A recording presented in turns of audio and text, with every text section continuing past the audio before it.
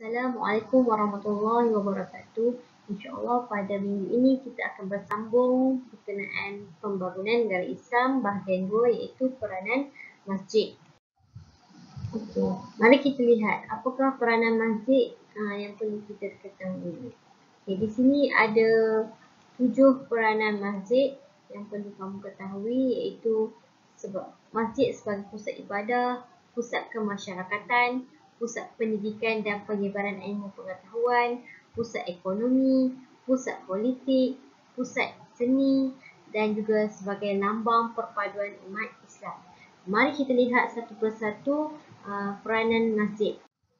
Okey, peranan masjid yang pertama ialah sebagai pusat ibadah, iaitu tempat mengerjakan ibadah fardu dan sunat. Contoh bagi pusat ibadah ialah solat 5 waktu, membaca Al-Quran, beriktikaf dan berzikir. Okey, jadi masjid ni berperanan sebagai pusat ibadah. Dan jika soalan tanya apakah peranan masjid? Peranan masjid adalah sebagai pusat ibadah dan contoh bagi pusat ibadah ialah solat 5 waktu, membaca Al-Quran, beriktikaf dan berzikir. Okay, peranan yang seterusnya, peranan yang kedua sebagai pusat kemasyarakatan. Okay. Masjid ni membincangkan pelbagai aktiviti masyarakat. Okay. Pada zaman Rasulullah, masjid sangat digunakan semaksimum yang mungkin. Okay. Antaranya sebagai pusat kemasyarakatan. Contoh pusat kemasyarakatan ialah menyelesaikan masalah rumah tangga, memupuk perpaduan umat dan merancang infrastruktur negara. Dan contoh lain bagi pusat kemasyarakatan ialah seperti gotong royong. Okey, peranan masjid peranan masjid yang ketiga ialah sebagai pusat pendidikan dan penyebaran ilmu pengetahuan. Masjid berfungsi sebagai tempat menyebarkan ilmu pengetahuan orang ramai sama ada ilmu dunia dan akhirat. Rasulullah pernah menerima wahyu ketika berada di dalam masjid. Baginda menggunakan masjid untuk program pendidikan seperti program mendidik serta menyampaikan ilmu kepada umat Islam. Yang kedua, membenarkan umat Islam yang ingin menuntut ilmu tinggal di dalam masjid. Dan yang ketiga, orang yang baru memeluk Islam dibenarkan tinggal di masjid. Cara ini dapat menarik perhatian orang ramai untuk mendengar pengajaran Rasulullah.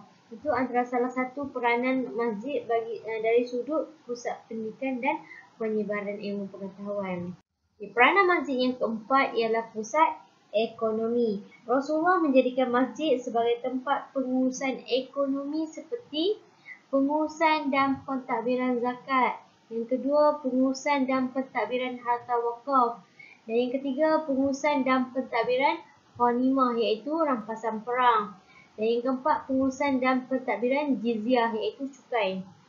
Untuk pengetahuan semua, dalam UPKK juga dia selalu tanya soalan ni antara ghanimah dan jizyah. Apa itu ghanimah? Jadi kamu kena tahu ghanimah adalah harta rampasan perang dan dia juga akan pernah tanya apakah maksud jizyah?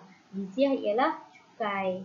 Jadi ini adalah peranan masjid dari sudut pusat ekonomi. Okey, peranan masjid yang kelima ialah sebagai pusat politik.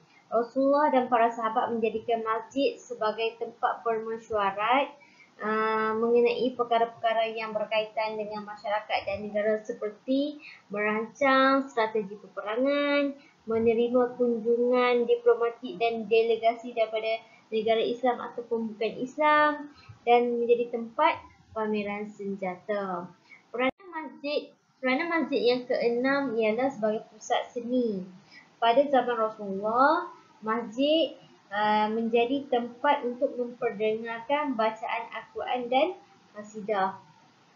Peranan masjid yang ketujuh ialah masjid menjadi lambang perpaduan umat Islam dari zaman Rasulullah hinggalah ke hari ini. Kesimpulan yang kita boleh dapat daripada peranan masjid ni adalah kekuatan umat Islam bergantung kepada kekuatan ukhuwah yang diasaskan di masjid. Dan yang kedua, pengurusan masjid yang cekap dapat membantu ekonomi dan sosial masyarakat Islam. Okay, jadi latihan untuk hari ini ialah buku aktiviti muka surat 30, 31 dan 32. Jadi sekadar itu saja video tambahan bagi pembelajaran kelas online Google Meet kita yang sebelum ini. Diharap bagi yang tidak dapat hadir kelas Google Meet dapat menonton video ini. Sekiranya ada sebarang masalah boleh tanya untuk kelas Google Meet yang akan datang.